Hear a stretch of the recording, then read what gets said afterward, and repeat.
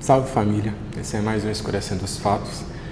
O tema que a gente escolheu para esse vídeo de hoje, por votação no Instagram, foi necropolítica.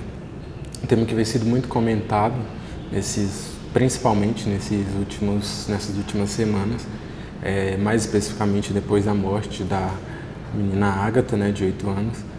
Se falou muito de necropolítica nas redes sociais, enfim. Então vamos falar sobre o que significa esse termo e algumas formas de manifestação dessa prática da necropolítica ao longo da história.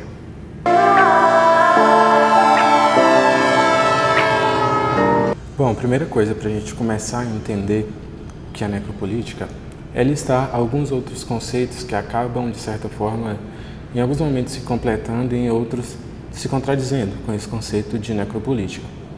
O primeiro deles é biopolítica. Você sabe o que é biopolítica? Bom, entende-se que o papel inicial do Estado é gerar vida e incluir o sujeito na sociedade. Logo, gerar vida vem daí, biopolítica, bio, vida. Esse conceito, ele nasce a partir do momento em que se cria regras que ditam a forma correta de se viver em sociedade. A imposição dessas regras, elas têm efeitos no caso do não cumprimento das mesmas, que por vezes se trata do extermínio de quem não se encaixa nesse padrão.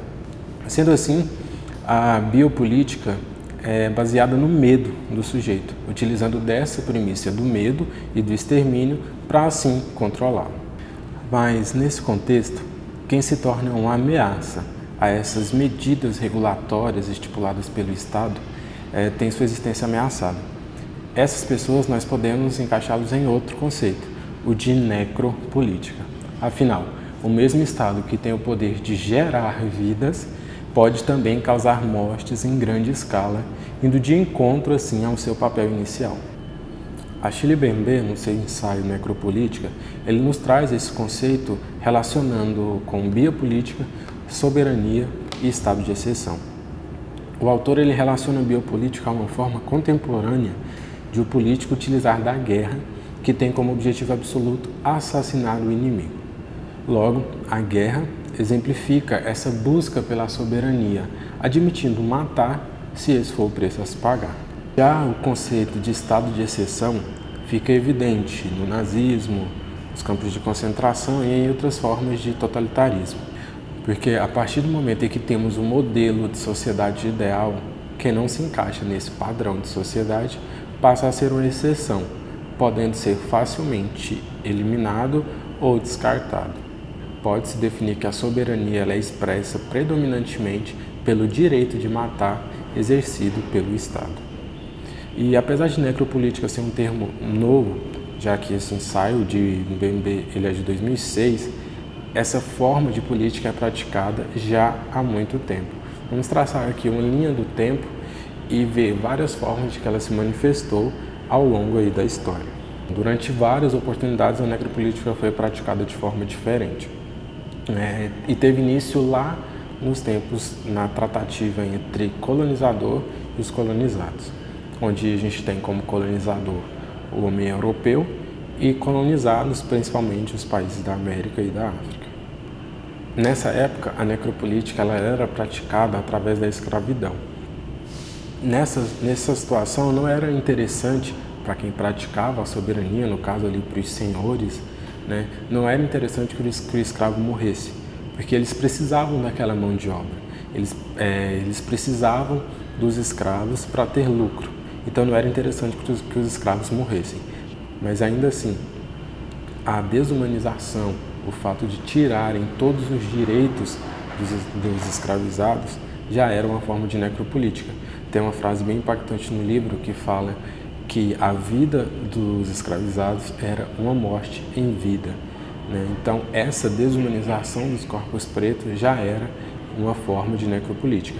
Sem contar que tinha também mortes em massa, principalmente no transporte desses escravos da África até o lugar em que teria que prestar ali essa mão de obra. A gente sabe as condições que eram transportados esses escravizados nos navios negreiros, então havia uma morte em massa que também era uma prática de necropolítica. Sendo assim, os escravizados eles até podiam gozar de certa liberdade, entre aspas, mas uma liberdade de uma propriedade e não uma liberdade de um ser humano. Outra forma em que a necropolítica se manifestou foi, por exemplo, no nazismo, que eu já até citei. Nesse caso, é um pouco diferente, porque aquela pessoa ali que não se encaixava na sociedade, ela não tinha definitivamente serventia nenhuma para aqueles que estavam no modelo padrão. A intenção do nazismo era literalmente acabar com a pluralidade humana, e isso fazia com que aquelas pessoas que não se encaixavam nesse modelo puro de sociedade, eles fossem totalmente dispensáveis, diferente do que a gente falou lá dos escravos, que ele era útil, ele era interessante para os senhores. Já no nazismo, quem não se encaixa nesse modelo, ele é totalmente inútil, podendo ser assim facilmente também eliminado e exterminado.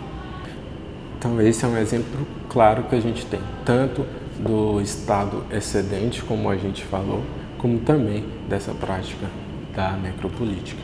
Essa indústria da morte, como pode ser colocada assim, e é tratada dessa forma no livro Necropolítica, do BNB, ela passa por algumas evoluções, né, com o passar do tempo. Ele cita nesse livro, por exemplo, a câmara de gás, né, que foi uma forma de se matar muito mais pessoas em um curto espaço de tempo. Ele cita também a França. Vou falar de novo da França. Ele fala também da França, quando eles passaram ali da forca, né, pararam de matar as pessoas enforcadas e inventaram a guilhotina. Isso sobre a prerrogativa de que essa forma era menos humilhante, a decapitação era menos humilhante. Então imagina-se um conselho, né, que fala que não, nós não vamos mais matar as pessoas enforcadas porque isso é muito humilhante, enforcar as pessoas ali na frente de todo mundo. Então vamos decapitá-las, porque aí a gente resolve o problema. É uma forma muito menos humilhante, muito mais rápida de se matar. É isso que o conselho decidiu na época. Na verdade, era uma forma deles matarem 2 coelhos numa cajadada só, porque eles civilizavam o caminho da morte no olhar deles e ao mesmo tempo eles podiam matar muito mais pessoas em menos tempo, né? Então, exemplifica essa evolução da indústria da morte. O Estado ele não só escolhe esses excedentes, como também eles encenam uma espécie de luta até a morte. Isso para não parecer que estão matando pessoas inocentes ou pessoas que não têm a mínima chance de reação. Você consegue ver alguma semelhança disso que eu acabei de falar com os dias de hoje? Se não perceberam, preste atenção no seguinte caso. Em todas as situações que a gente vê hoje, pessoas que são mortas, por exemplo, pela polícia, que é a representação do Estado nas ruas, é sempre uma troca de tiro. Sempre os policiais receberam tiro, revidaram contra pessoas que as testemunhas nunca vê, nunca ouve nada, são só o testemunho de policiais. Eles falam que revidaram e aí por um acaso acabaram matando outras pessoas, ou seja, uma encenação de luta até a morte. Então isso não é uma coisa nova, isso é uma coisa que vem já praticada de muito tempo. Com isso, o Estado ele tenta e ele até consegue fazer para muitas pessoas com que essas mortes elas sejam justificáveis. Então tudo isso não é à toa e muito menos não é um projeto novo. Para confirmar a sua soberania, o Estado ele mata, ele encarcera, ele humilha, ele desumaniza o nosso povo em grande escala. E se algum dia esse projeto teve implícito, teve não tão escancarado, isso não acontece mais. Nesse momento recente da história, isso está escancarado para quem quiser ver. Que depois da morte da Ágata, que eu citei no começo desse vídeo, que tinha 8 anos, o governador fez 3 dias de silêncio absoluto e quando se pronunciou disse, entre outras coisas, a seguinte frase: essas mortes, principalmente de crianças, não podem ser usadas como palanques políticos. O mesmo Witzel, que comemorou, como se fosse um gol, a morte de uma pessoa na Ponte Niterói.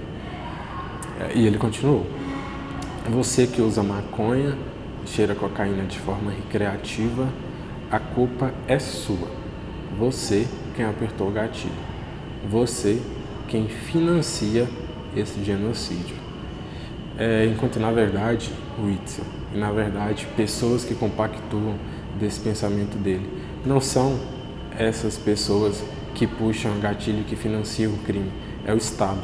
E o Estado não só financia esses crimes, como tenta tirar a culpa dele sempre que possível e tenta também forjar essas lutas até a morte que ninguém nunca ouve falar, ninguém nunca vê de onde partiu esses tiros que a polícia acaba recebendo e revidando, como eles sempre dizem. O que acontece é um assassinato em massa do povo preto e isso é um projeto de governo, não um acaso que pessoas que usam drogas de forma recreativa estão financiando. A população negra ela representa 75% dos mortos por homicídio, segundo o Atlas da Violência. E 65% dos feminicídios têm como vítimas mulheres pretas. A polícia mata 14 pessoas por dia, mais de 5 mil pessoas por ano. São 1.200 mortes só nesse governo. Vivemos debaixo de uma média de morte assustadora, em sua vasta maioria, pobre, preto e favelado. Vivemos em uma sociedade onde uma criança de 8 anos é baleada pelas costas pela polícia. E o que a gente vê é a preocupação de um avô dando um depoimento, onde deixa claro que fez de tudo para que a sua filha não se encaixasse nesse tipo de estatística. Fez de tudo para que ela se encaixasse em um modelo de sociedade que a branquitude estipulou. Ela fazia inglês, ela fazia balé, ela era muito estudiosa. Tudo para não fazer parte dessas estatísticas. E ainda assim, não foi o bastante. Não é de hoje esse projeto que visa literalmente nos eliminar essa mancha preta que existe no Brasil, como diziam lá no pós-abolição. Isso continua até hoje. Esse projeto está vivo. E como eu falei, se um dia isso esteve implícito, hoje está mais escancarado do que nunca. Galera, esse foi o vídeo de hoje. Muito obrigado por ter assistido esse vídeo até aqui. Se você ainda não me segue no Instagram, vai aparecer aqui agora na tela. Segue lá que a gente vem trazendo alguns debates muito interessantes e tem sido uma troca muito boa com vocês que comentam, que mandam mensagem. Tenho gostado bastante, tem somado muito para mim e eu espero também somar aí com vocês. Se você está no YouTube, curte, compartilha o link desse vídeo com seus amigos aí que você acha que seria interessante saber um pouquinho mais sobre necropolítica e a sua manifestação aí ao longo da história. Beleza? Valeu e tchau!